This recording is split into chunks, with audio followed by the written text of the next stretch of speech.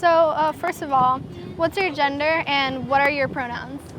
My gender is gender fluid. That means I have no fixed gender. So sometimes I could feel like a girl, a boy, neither or both. And my pronouns are they, them, he, him, or she, her, whichever one you prefer. It doesn't really matter to me, just those three. Cool. When did you start getting into drag? I had been interested in drag ever since I was 2 when I saw RuPaul's Drag Race, because my mom was a fan of RuPaul, because he used to have a talk show. So what does drag mean to you?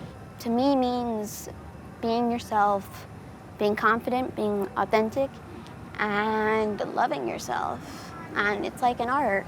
And whenever I hear people say that, like, transgender people or non-binary people can't do drag, it's like, but drag is an art. That's like you're saying non-binary people can't paint.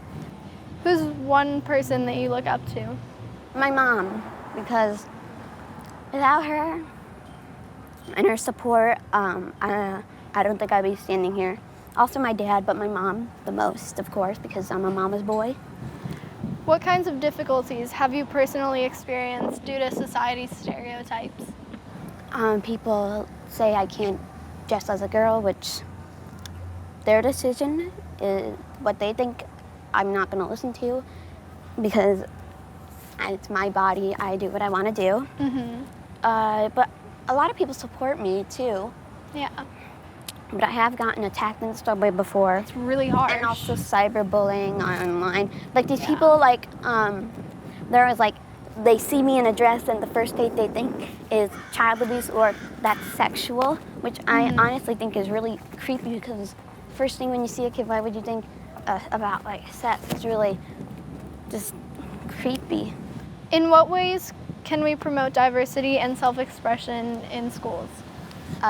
Enforce better bullying rules, have a LGBTQ support group in your school, or like an LGBTQ plus and allies group. Yeah. I have one at my school, or it's known as a GSA, Gay Straight Alliance. And also, I think another thing that could help is parents teaching their kids not to hate and to love others, regardless of how they look or how they feel. Yeah. What advice can you give kids and young adults that feel like they can't express themselves because of society? Well, if you're like in a very homophobic country, then I think what's best is if you can get out of that country and move to a better supportive country.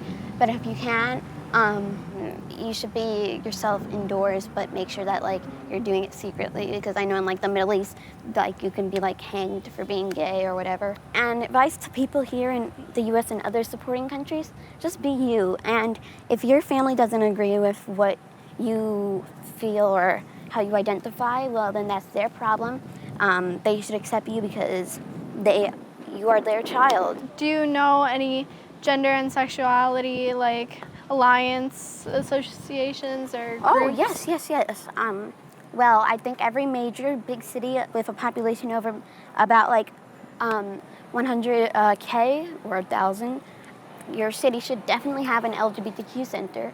And if it doesn't, go to the nearest place where it does, because you can find others just like you and you won't feel alone. And in New York, we have the center in Manhattan. We also have a few groups in Brooklyn and all the boroughs.